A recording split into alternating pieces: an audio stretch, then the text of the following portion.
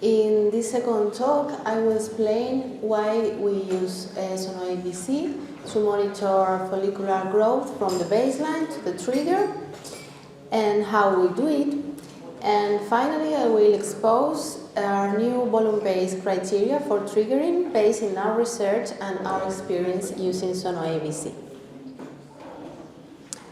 To better understand the importance of ultrasound follow-up in the ovarian stimulation, I would like to remember the concept of folliculogenesis. In early stages, we cannot see follicles by imaging techniques until they reach the stage of the antral phase. In this moment, a cavity or antrum is formed inside the follicle, and we are able to visualize them with ultrasound. In this same moment, the receptors of FSH and LH begins to express in the granulosa, so they respond to treatment, to the levels of these hormones. As these hormones start to increase in blood, they grow until they reach the Graafian stage with the posterior ovulation. So therefore, by ultrasound, we will be able to detect the number of antral follicles with potential response to treatment, and we will be able to monitor them until the preovulatory follicle phase. Simultaneously with folliculogenesis, the oogenesis occurs. This is a process in which the oocyte contained inside the follicles goes through different stages, from the vesicular and for the germinal vesicle stage through the metaphase 1 and metaphase 2 with the first polar body that is a mark of maturation. The goal of the treatment is to achieve the highest number of mature oocytes because they are susceptible to be fertilized. In this video, we will see how the germinal vesicle disappears, and after a cytoplasmatic reorganization, the first polar body appears as an indicator of oocyte maturity.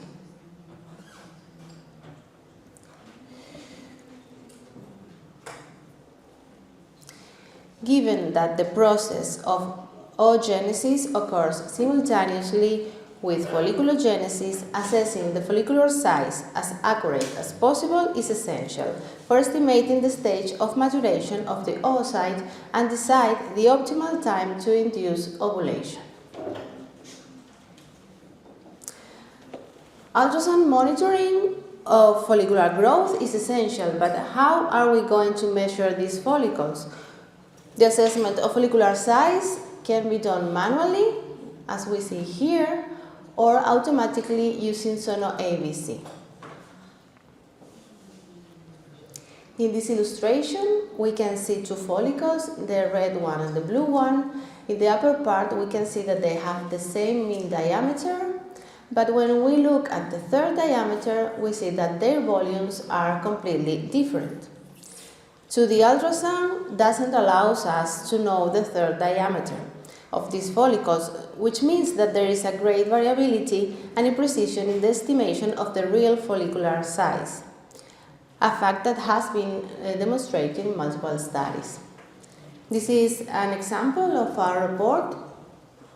As you can see here, as I said in the first talk, we have the three diameters and the mean diameter, and this column corresponds to the volume.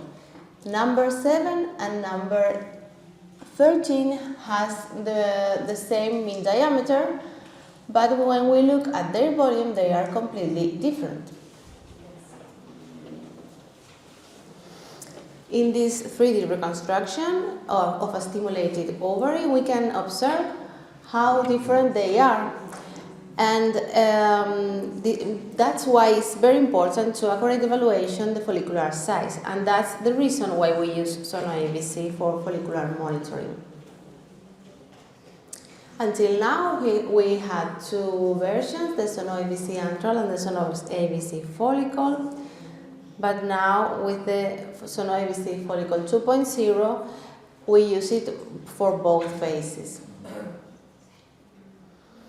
This version has several advantages. It's been improved with AI, and the accuracy for detect follicles is higher, even the smallest one. That's why we can use it for antral follicle count. It has fewer artifacts, for example with blood after the puncture, and less post-processing work.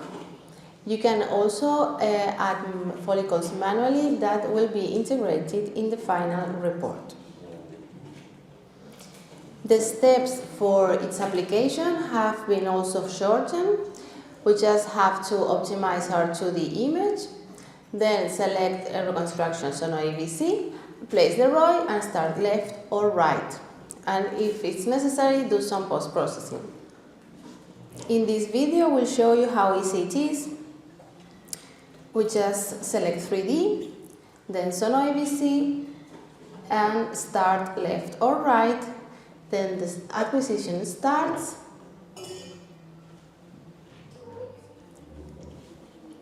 And in a few seconds, we have our results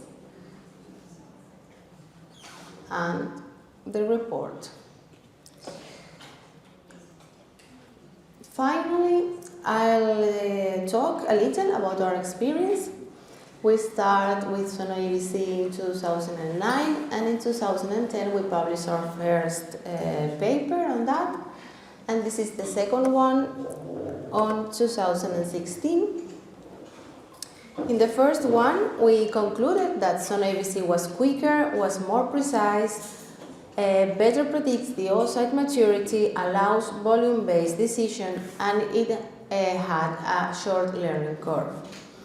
And in the second one, we made an indirect estimation of the cutoff point of follicular volume on the day of the ovulation induction to predict the oocyte maturity. I said an indirect estimation because in this moment we assumed that the biggest follicles were the ones that had the mature eggs. And based on the data collected during more than 10 years, we came up with our criteria for trigger based on follicular volume. That was at least 2 follicles over 2 cc with more than 70% of follicles over 0.7 cc. And as I said, that this was an indirect estimation, but to determine the cutoff point for volume to get a mature oocyte in a direct way, we conducted another study that was published in 2024. And to do so, we had to identify follicles of different sizes on the day of the pickup and on the day of the trigger, and puncture them independently to determine its content. These are the 2 ultrasound, the reports, and then on the day of the pickup, we identified this follicle and we aspirated it independently.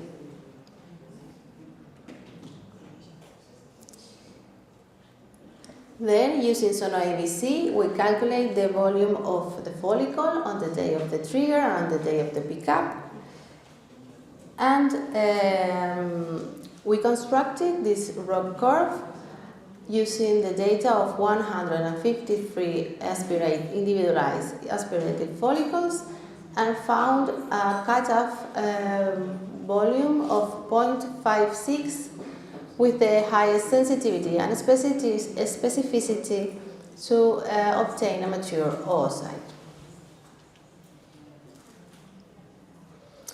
In our study, we also found cases of early follicular rupture. Here we have an example. In the day of trigger, we see the red follicle that had 3.47 cc's, and when the day of the pickup came, we didn't see this follicle. So in our cutoff point was lower than those published in the literature, even in our previous study. But why? We found that sometimes small follicles had mature eggs.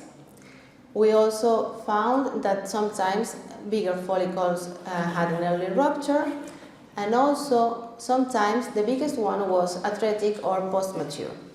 So that explains why our cutoff volume was lower than expected.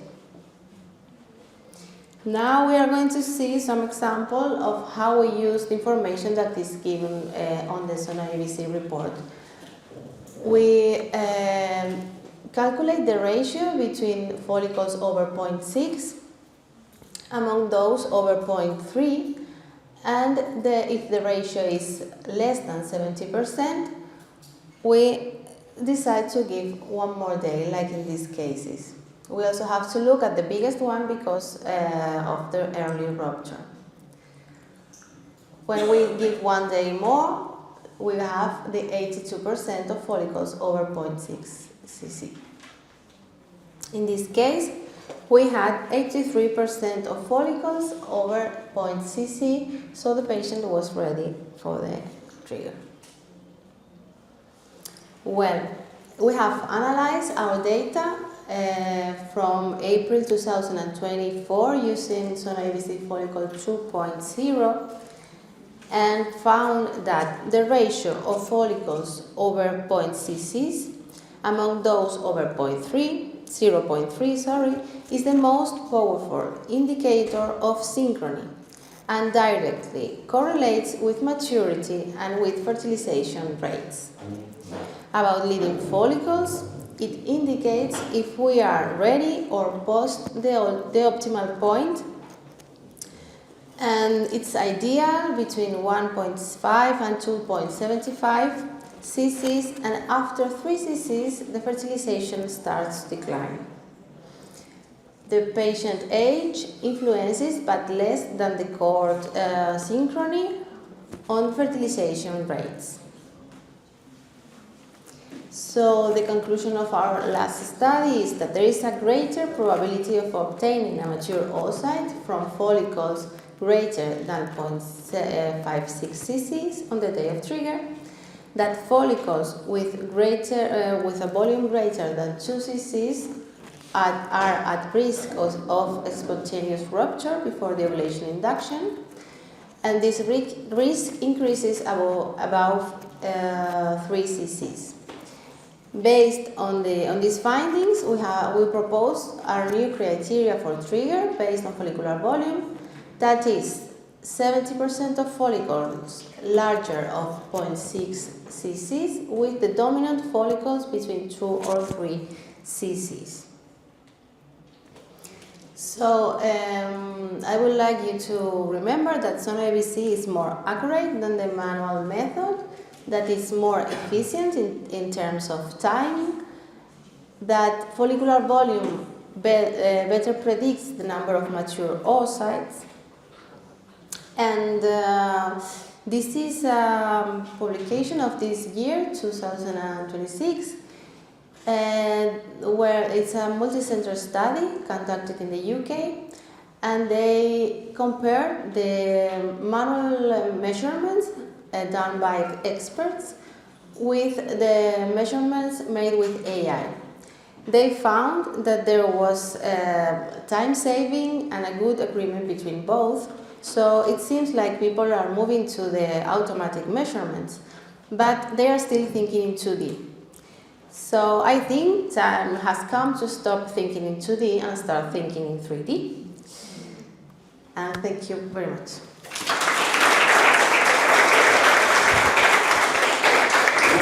Thank you very much.